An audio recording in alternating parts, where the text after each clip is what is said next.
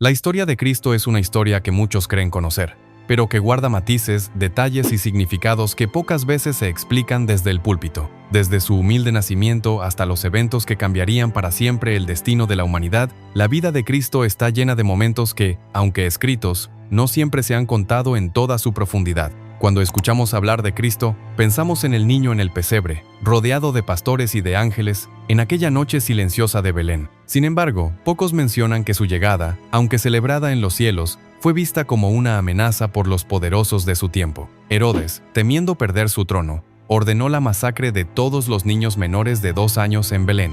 El Salvador del mundo comenzó su vida siendo un fugitivo, llevado por José y María a Egipto, cumpliendo así las antiguas profecías que decían: «De Egipto llamé a mi hijo». La infancia de Cristo permanece en gran parte velada, pero los relatos que nos llegan revelan a un niño profundamente consciente de su misión. A los 12 años, en el templo de Jerusalén, asombró a los doctores de la ley con su sabiduría y comprensión, mucho más allá de lo que podría esperarse de un simple muchacho. Y sin embargo, volvió a Nazaret, sometiéndose a la vida sencilla de un carpintero, viviendo 30 años en el anonimato, en espera del momento señalado. Cuando finalmente se presentó ante el mundo, no lo hizo desde los palacios ni desde las sinagogas del poder. Cristo buscó el agua del Jordán, donde Juan, conocido como el Bautista, predicaba el arrepentimiento. Allí, en un acto de humildad que desconcertó a muchos, fue bautizado, no porque necesitara purificación, sino para cumplir toda justicia y abrir el camino para los pecadores. Tras su bautismo, el Espíritu llevó a Cristo al desierto,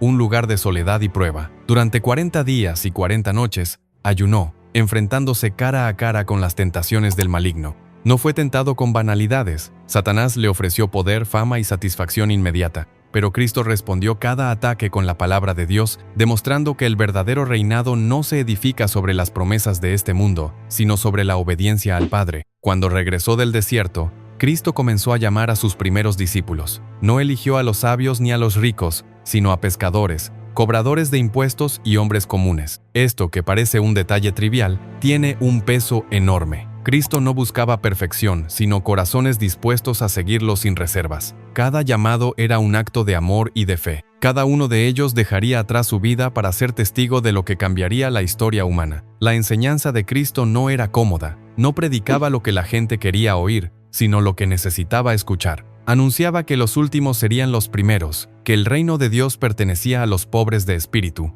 que amar a los enemigos era un mandato, no una opción. Cristo desafiaba a la sociedad entera a un cambio radical del corazón. Muchos esperaban un Mesías guerrero, un líder que derrotara a los romanos con espada y ejército.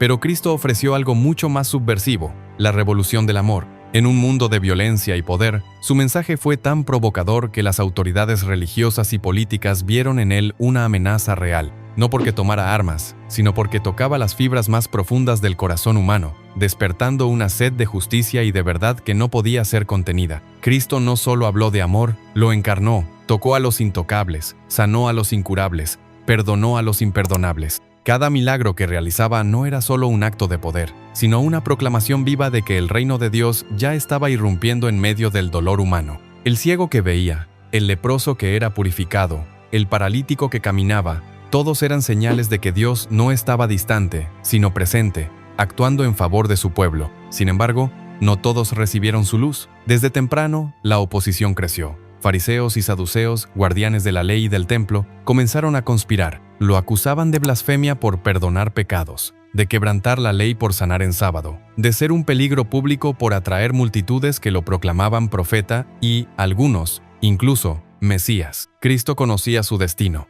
No caminaba hacia la cruz por accidente, sino por elección. Cada paso que daba, cada palabra que pronunciaba, lo acercaba a la culminación de su misión: entregar su vida en rescate por muchos. Y aunque sabía del sufrimiento que le esperaba, no retrocedió. Por amor, perseveró. Cuando llegó a Jerusalén en aquella última semana, fue recibido como un rey. Multitudes agitaban ramas de palma y gritaban «Hosana». Pero en esos mismos rostros que sonreían, también se gestaba la traición. La entrada triunfal fue el preludio de una semana de tensiones crecientes, en la que Cristo limpiaría el templo, denunciaría la hipocresía de los líderes religiosos y prepararía a sus discípulos para los días oscuros que se avecinaban.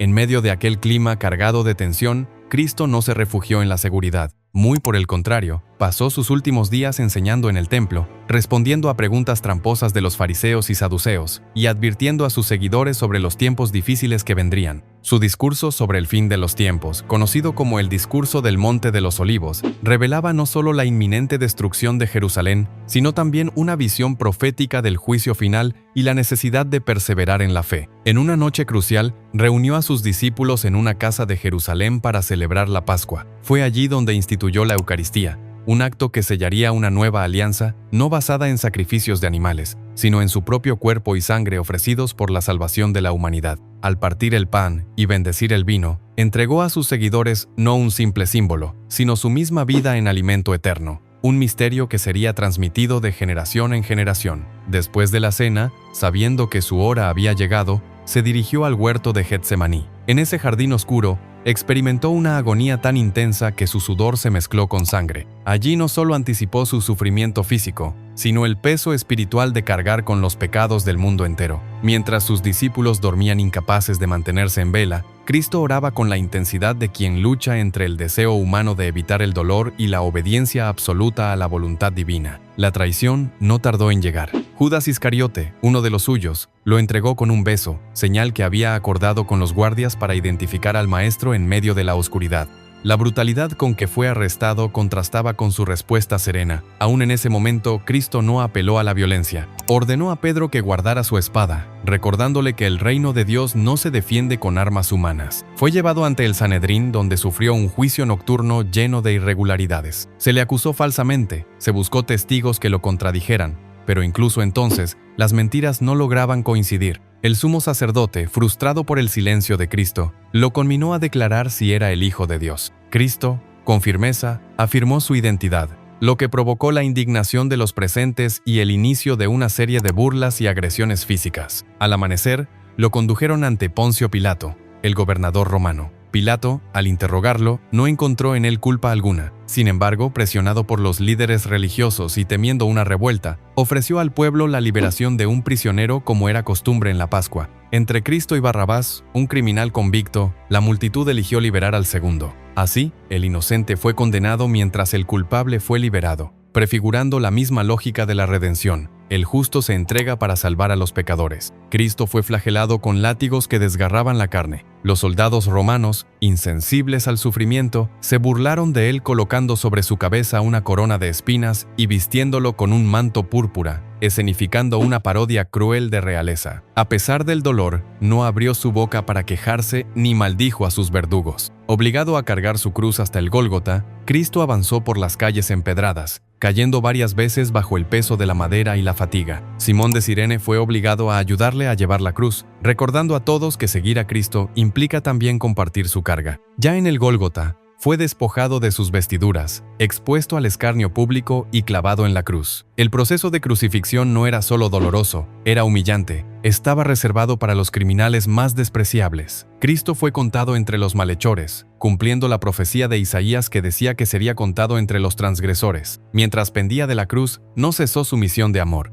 Pidió perdón para sus verdugos, prometió el paraíso al ladrón arrepentido y entregó a su madre, María, al cuidado del discípulo amado, estableciendo así los primeros lazos de la nueva familia de la fe. Las horas se hicieron eternas. Desde el mediodía hasta las 3 de la tarde, la oscuridad cubrió la tierra. Era como si la creación misma se solidarizara con el sufrimiento del Creador. Finalmente, exhaló su último aliento, entregando su espíritu en manos del Padre, sellando con su muerte la nueva y eterna alianza. Un centurión romano, al presenciar los acontecimientos, exclamó: «Verdaderamente este hombre era el Hijo de Dios». La tierra tembló, las rocas se partieron, y el velo del templo se rasgó en dos, anunciando que el acceso a Dios ya no estaría limitado por muros, sino abierto a toda la humanidad mediante Cristo. Su cuerpo fue bajado de la cruz y colocado en el regazo de su madre, una escena de dolor que atravesó el corazón de todos los presentes. José de Arimatea, un miembro del Sanedrín que había permanecido en secreto como discípulo de Cristo,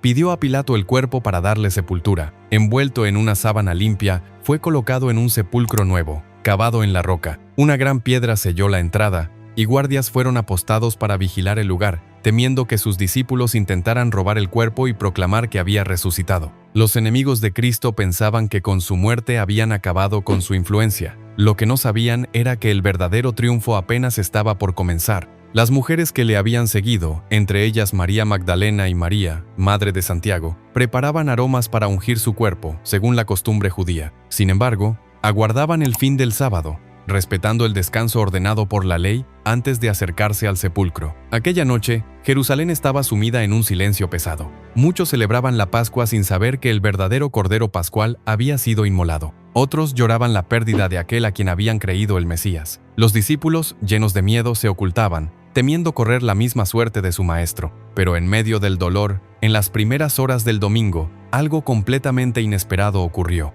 Cuando el primer resplandor de la aurora comenzó a teñir de luz las calles silenciosas, algunas mujeres se dirigieron apresuradamente al sepulcro. Llevaban consigo ungüentos y perfumes, decididas a cumplir el rito de despedida que la premura del viernes había dejado inconcluso. Mientras caminaban, una preocupación dominaba sus pensamientos. ¿Quién les removería la pesada piedra que cerraba la tumba? No sabían que el obstáculo que temían ya había sido removido por la intervención divina. Al llegar, encontraron el sepulcro abierto y el cuerpo de Jesucristo ausente. El desconcierto fue inmediato. 2 ángeles, con vestiduras resplandecientes, les anunciaron que él no estaba allí porque había resucitado, tal como lo había prometido. Temblorosas, confundidas y llenas de temor reverente, corrieron a avisar a los apóstoles, quienes inicialmente dudaron de su testimonio. Pedro y Juan, al escuchar la noticia, corrieron al sepulcro. Juan llegó primero, pero esperó fuera. Pedro, con su acostumbrada impulsividad, entró directamente. Vieron las vendas en el suelo y el sudario que había cubierto su cabeza,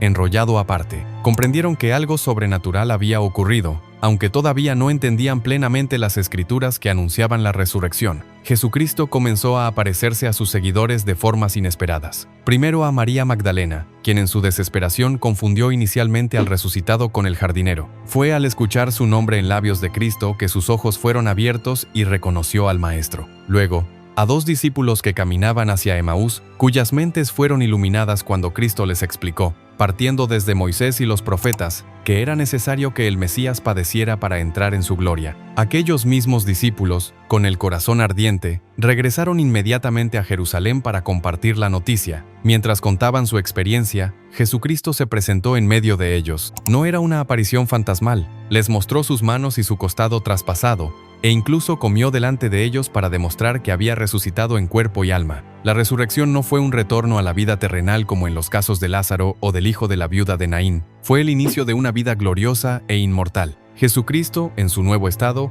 ya no estaba limitado por el tiempo ni por el espacio. Podía entrar en habitaciones cerradas y desaparecer a la vista, anticipando la transformación que aguarda a aquellos que creen en él. Durante 40 días, Jesucristo instruyó a sus discípulos, consolidando su fe, profundizando su comprensión de las Escrituras y encargándoles la misión de llevar el Evangelio hasta los confines de la tierra. No dejó detalles al azar. Les explicó que debían esperar en Jerusalén la promesa del Padre, el Espíritu Santo, que los fortalecería para ser testigos intrépidos de su muerte y resurrección. Uno de los momentos más significativos de este tiempo fue la reconciliación de Pedro. Aquel que había negado a Cristo 3 veces ahora era confirmado en su misión pastoral mediante un triple acto de amor. ¿Me amas más que estos?, preguntó Jesucristo. Y a cada afirmación de Pedro, le encargó la misión de pastorear sus ovejas, restituyéndolo así en su dignidad y liderazgo. La comisión apostólica fue clara y contundente. Debían hacer discípulos de todas las naciones, bautizándolos en el nombre del Padre, del Hijo y del Espíritu Santo,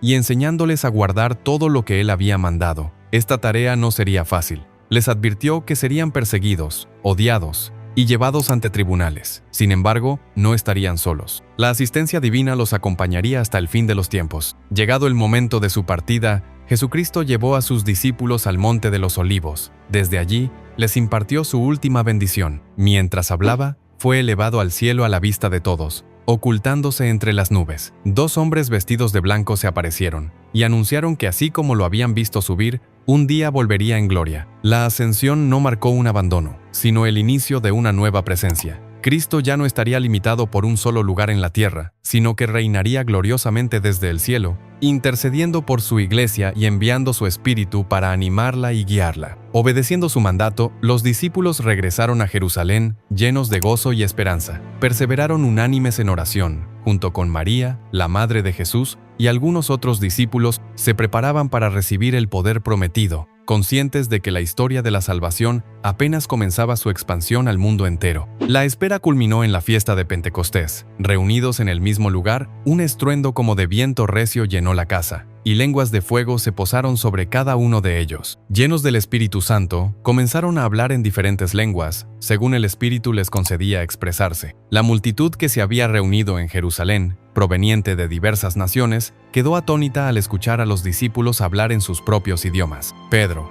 lleno de valor y poder espiritual, se puso en pie y pronunció un discurso que atravesó los corazones de los oyentes. Anunció que Jesucristo, a quien habían crucificado, era en verdad el Señor y el Mesías. Ese día, unas 3,000 personas se convirtieron y fueron bautizadas, inaugurando así la expansión de la Iglesia. El testimonio de la resurrección de Cristo se convirtió en el eje de la predicación apostólica. No era una filosofía nueva ni una reforma ética, era el anuncio de un acontecimiento real que transformaba la vida y la historia. Jesucristo había vencido la muerte, y con su victoria abría las puertas de la vida eterna a todos los que creyeran en Él. A medida que los apóstoles proclamaban la resurrección de Jesucristo, su mensaje no solo se dirigía a quienes habían sido testigos de su ministerio, sino también a los pueblos paganos, abriendo así una etapa sin precedentes en la historia de la fe. Jerusalén, aunque cuna del primer anuncio, pronto se convirtió en un terreno de persecución. La resistencia de las autoridades religiosas no disminuyó tras la muerte de Cristo.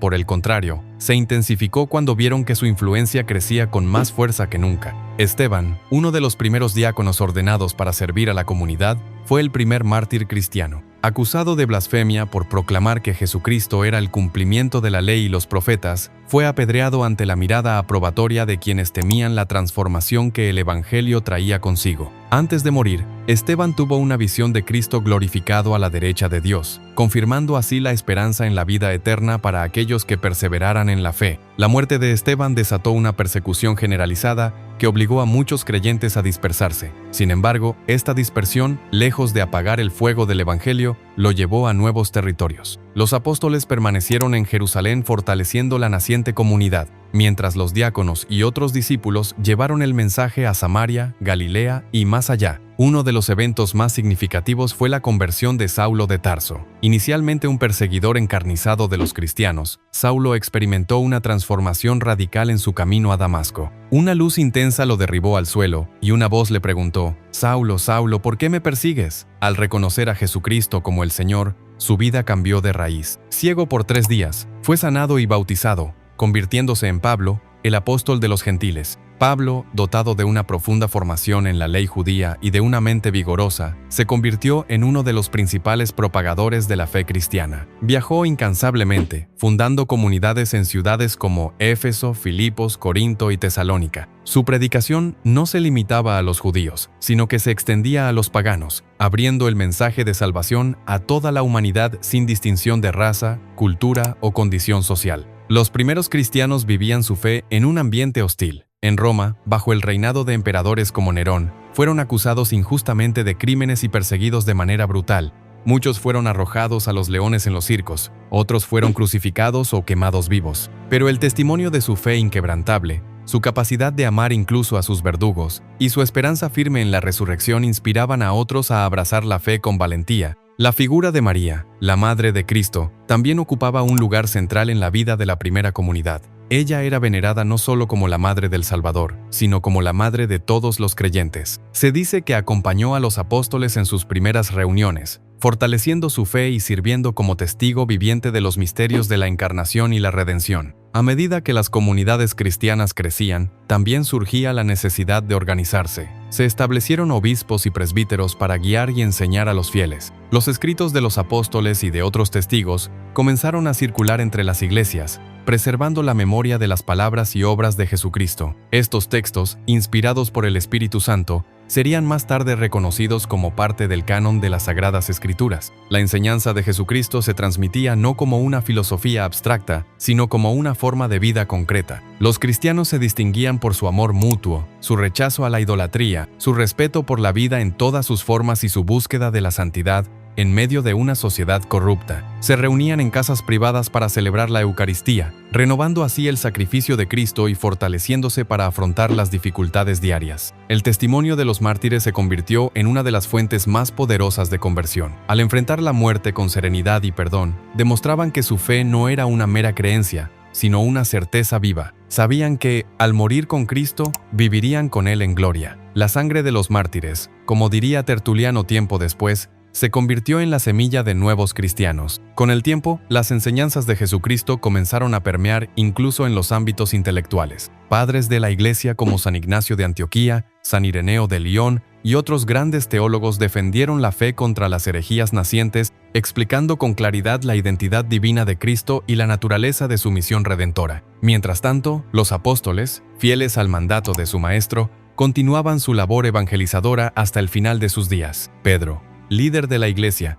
terminó su vida en Roma, donde fue crucificado cabeza abajo, considerando que no era digno de morir de la misma forma que su Señor. Pablo, tras numerosos viajes y encarcelamientos, también selló su testimonio con el martirio en la misma ciudad imperial. La fe que había nacido en un rincón olvidado del imperio, bajo la opresión y la persecución, seguía extendiendo inexorablemente, impulsada no por la fuerza de las armas ni por el poder político, sino por la convicción profunda de que Jesucristo había vencido la muerte y ofrecía a todos los hombres una vida nueva. Con la caída de los principales testigos oculares, la Iglesia comenzó a consolidar las enseñanzas transmitidas oralmente en formas escritas, estableciendo así los primeros credos y confesiones de fe que aseguraban la unidad doctrinal frente a interpretaciones erróneas. Uno de los documentos más antiguos, conocido como el Credo de los Apóstoles, resumía en pocas líneas los misterios esenciales: la encarnación, la pasión, la resurrección y la segunda venida de Jesucristo. Mientras tanto, el Imperio Romano atravesaba crisis internas.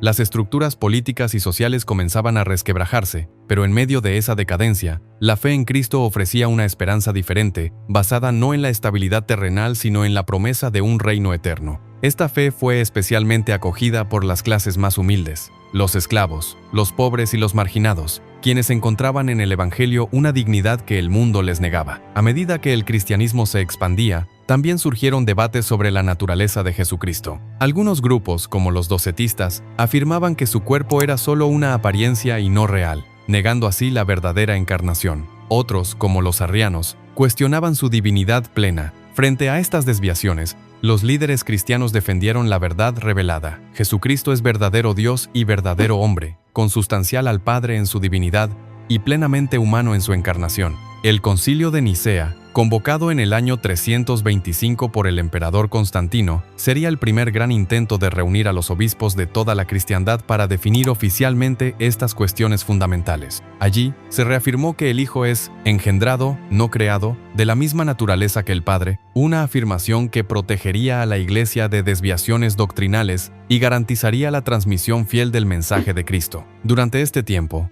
el relato de los evangelios se convirtió en el eje de la vida cristiana. Cada comunidad leía y meditaba los textos que narraban los hechos y enseñanzas de Jesucristo, no solo como un ejercicio de recuerdo, sino como una forma viva de encuentro con Él. Los evangelios de Mateo, Marcos, Lucas y Juan ofrecían perspectivas complementarias que, juntas, trazaban un retrato completo del Salvador. La representación de Jesucristo en el arte también comenzó a florecer en las catacumbas, donde los primeros cristianos, reunidos en secreto para escapar de la persecución, pintaban escenas simbólicas de su vida y obra. La imagen del buen pastor cargando una oveja sobre sus hombros era una de las representaciones más recurrentes, transmitiendo el mensaje de un Cristo que busca y rescata a cada alma perdida. La catequesis jugó un papel esencial en este periodo. Los catecúmenos, aquellos que deseaban abrazar la fe, eran instruidos de manera intensiva antes de recibir el bautismo. Se les enseñaba no solo la doctrina, sino también la vida de Cristo como modelo de conducta y esperanza.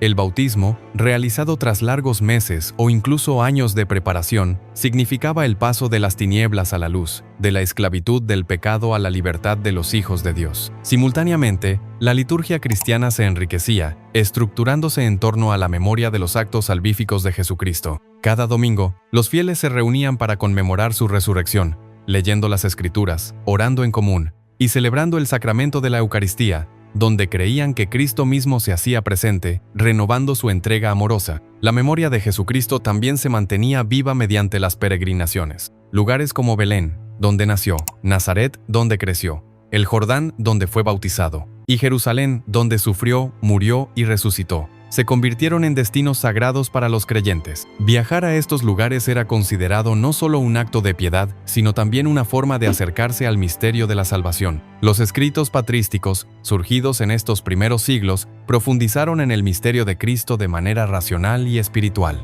Padres como San Atanasio, San Ambrosio y San Agustín dedicaron su vida a explorar y explicar cómo en Jesucristo se unían la naturaleza divina y humana sin confusión ni división, defendiendo este misterio frente a las herejías y fortaleciendo la fe de las comunidades. La influencia de Cristo no se limitaba al ámbito estrictamente religioso. Su mensaje de dignidad intrínseca de toda persona, la afirmación de la caridad como ley suprema, y el valor de la vida humana desde su concepción hasta su muerte natural, comenzaron a modelar lentamente las costumbres, las leyes y la cultura de los pueblos donde el cristianismo se expandía. Con el paso de los siglos, las semillas plantadas por la predicación apostólica y el testimonio de los primeros mártires darían fruto en la transformación profunda de sociedades enteras, anunciando el reino de Dios como una realidad que comienza aquí en la tierra y que alcanza su plenitud en la vida eterna, donde Cristo reina glorioso junto al Padre. A medida que la fe cristiana maduraba en los corazones de los creyentes, surgió una profunda reflexión sobre los misterios centrales de la vida de Jesucristo,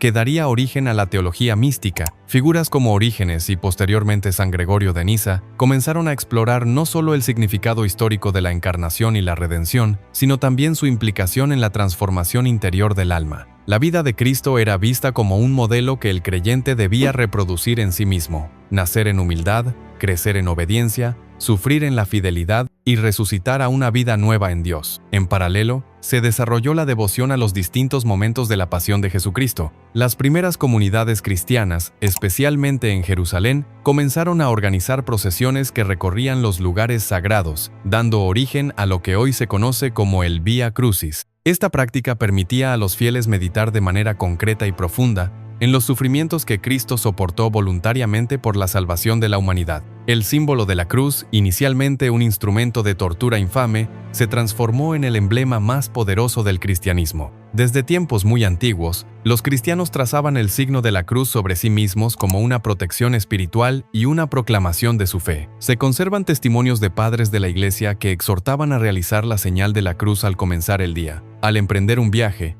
o antes de dormir, recordando así la presencia constante de Cristo en cada aspecto de la vida. La memoria de Jesucristo se preservaba también en las homilías que, cada domingo, explicaban a los fieles no solo los hechos de su vida, sino su sentido teológico profundo. Las explicaciones de los milagros, las parábolas y los discursos de Cristo fueron detalladamente interpretadas para mostrar que cada acción suya no era fortuita, sino parte de un plan divino para revelar la naturaleza amorosa de Dios y su voluntad de salvar al hombre. A nivel litúrgico, surgió un calendario estructurado en torno a los grandes eventos de la vida de Cristo: la celebración del nacimiento en Navidad, la pasión en Semana Santa, la resurrección en Pascua y la venida del Espíritu Santo en Pentecostés ordenaban el año cristiano, permitiendo a los fieles revivir, año tras año, las etapas esenciales de la obra de la redención. La defensa de la humanidad real de Jesucristo también llevó a un creciente aprecio por su Sagrado Corazón. Aunque esta devoción se formalizaría siglos más tarde,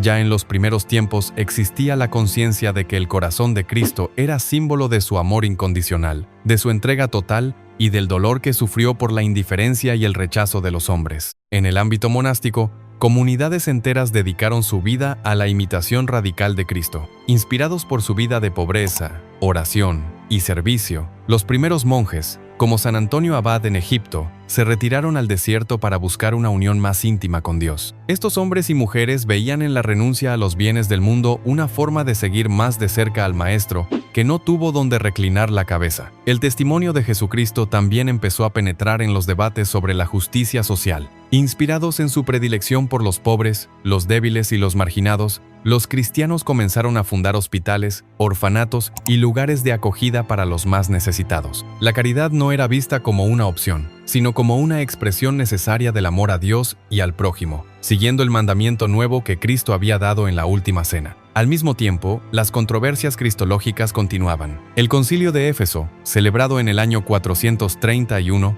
proclamó solemnemente a María como Theotokos, Madre de Dios, reafirmando así la unidad de las dos naturalezas de Cristo en una sola persona. Esta definición dogmática protegía la verdad de que en Jesucristo, Dios mismo había asumido plenamente la condición humana, sin confundirse ni separarse. A lo largo de los siglos, la vida de Cristo seguiría inspirando a generaciones de santos, pensadores y simples creyentes. Cada uno, desde su vocación particular, encontraría en él no solo un maestro de moral, sino el Salvador que abre el camino a la participación en la vida divina. Cristo, presente en la historia pero trascendiendo el tiempo, se manifestaba en cada gesto de fe auténtica, en cada acto de perdón verdadero, en cada sacrificio hecho en nombre del amor. Su historia, lejos de concluir con su ascensión al cielo, se prolongaba misteriosamente en la vida de su iglesia, que continuaba su misión de llevar su luz a todos los rincones del mundo. La expansión del cristianismo en los siglos posteriores no fue uniforme ni sencilla. Mientras algunos territorios acogieron con rapidez el mensaje de Jesucristo, en otras regiones la fe debió abrirse paso en medio de resistencias culturales, religiosas y políticas profundamente arraigadas. Los misioneros que partían a tierras desconocidas no llevaban consigo riquezas ni armas, sino las palabras del Evangelio y el testimonio de una vida transformada por Cristo. Uno de los aspectos menos mencionados en los relatos comunes es el esfuerzo meticuloso que estos primeros evangelizadores realizaron para traducir las enseñanzas de Jesucristo a lenguajes y categorías comprensibles para las diversas culturas. No se trataba de alterar el núcleo de la fe, sino de mostrar que el mensaje del Salvador podía encarnarse en cada pueblo respetando su identidad esencial, llevando así la salvación a todas las naciones sin imponer un molde uniforme. Simultáneamente, en el seno de la Iglesia surgieron los primeros intentos de sistematizar el conocimiento de la vida y doctrina de Jesucristo mediante obras de carácter catequético. Escritos como el también llamado La Enseñanza de los 12 Apóstoles, ofrecían un resumen práctico de cómo vivir como discípulos de Cristo en la vida cotidiana, reflejando el impacto concreto de su enseñanza en las primeras comunidades. La veneración de los lugares vinculados a la vida de Jesucristo se intensificó a medida que se estabilizaban las condiciones políticas. Bajo el patrocinio de Santa Elena, madre del emperador Constantino, se emprendieron expediciones para localizar los sitios sagrados de Jerusalén, Belén y otros lugares relacionados con los eventos fundamentales del Evangelio. La construcción de basílicas sobre estos lugares permitió a los fieles acercarse de manera tangible a los misterios que habían transformado el mundo. A nivel teológico, surgió un esfuerzo consciente por profundizar en el significado de cada etapa de la vida de Cristo. La encarnación ya no era vista solo como un medio para la redención, sino como la revelación de la profunda dignidad de la naturaleza humana. Al hacerse hombre, el Hijo de Dios elevó la condición humana, mostrando que cada aspecto de la vida, desde el trabajo humilde hasta el sufrimiento injusto, podía ser transfigurado en una vía de unión con Dios. Las parábolas pronunciadas por Jesucristo también comenzaron a ser objeto de estudios más detallados. No eran simples historias morales. Cada parábola encerraba niveles de significado que hablaban tanto a la experiencia inmediata de sus oyentes como a las realidades eternas del reino de Dios. Los comentaristas patrísticos señalaron cómo, en sus parábolas, Cristo revelaba los secretos del corazón humano, desafiando a la conversión interior y ofreciendo una esperanza renovada. En el campo espiritual, floreció una práctica conocida como la Lectio Divina, una lectura orante de los evangelios que buscaba no solo entender, sino dejarse transformar por el encuentro vivo con Jesucristo en la palabra. Esta forma de oración permitía a los creyentes interiorizar profundamente los gestos, palabras y actitudes de Cristo, modelando su vida según el ejemplo del Maestro. Otra evolución significativa fue la identificación más consciente de la Iglesia misma como el cuerpo de Cristo en el mundo. Esta imagen, tomada de las cartas de San Pablo, implicaba que la misión de Jesucristo no había terminado con su ascensión, sino que continuaba a través de sus discípulos. Cada bautizado era llamado a ser, en su tiempo y lugar, una prolongación viva de la presencia de Cristo en la historia. La influencia de Jesucristo también se percibía en la configuración de nuevas formas de convivencia social.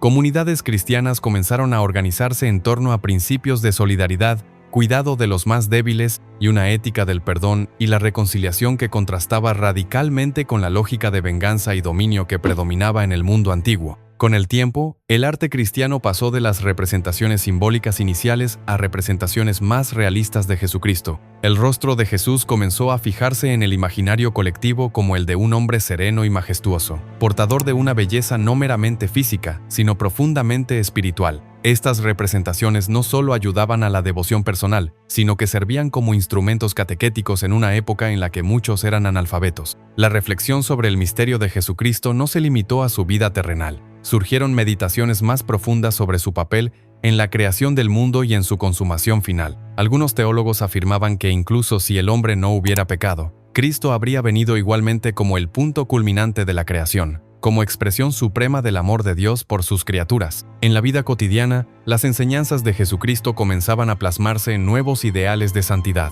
No solo los mártires eran vistos como imitadores de Cristo, sino también los confesores de la fe, los vírgenes consagradas, los ermitaños y quienes dedicaban su vida al servicio de los demás en actos de amor silencioso y constante. De esta manera, la historia de Cristo no era recordada como un evento del pasado, sino como una realidad viva que seguía impregnando cada rincón de la existencia humana, abriendo caminos de redención y ofreciendo sentido incluso en medio del sufrimiento y la incertidumbre de la vida terrena. A medida que la memoria de Jesucristo se transmitía a través de las generaciones, la conciencia de su presencia viva seguía transformando la historia humana. Las raíces sembradas por su vida, muerte y resurrección continuaron creciendo en cada comunidad que adoptaba su mensaje, en cada alma que se entregaba a su amor y en cada corazón que encontraba en él la respuesta a sus búsquedas más profundas. El mensaje de Cristo no fue simplemente un conjunto de enseñanzas morales ni un acontecimiento relegado a la antigüedad. Fue, y sigue siendo,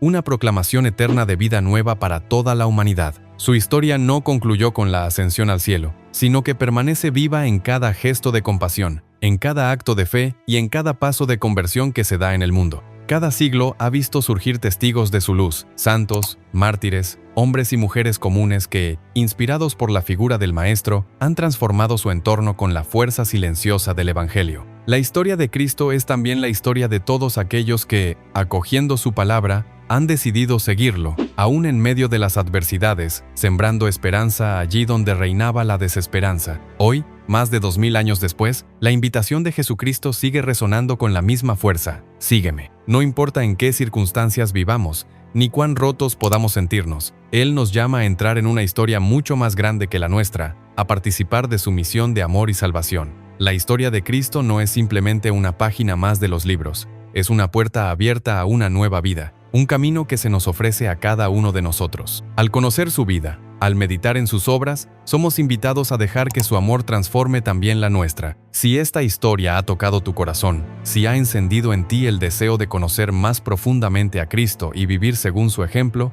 te invito a que formes parte de esta comunidad que busca caminar a la luz del Evangelio. Suscríbete a nuestro canal para seguir descubriendo la riqueza inagotable de la fe, para adentrarte en los misterios de la vida de Jesucristo y para seguir creciendo en este camino de esperanza y salvación. No estás solo en este viaje. Juntos, caminamos hacia la verdad que nunca pasa, hacia la vida que no tiene fin. Te esperamos para seguir explorando, aprendiendo y creciendo en el amor de Cristo.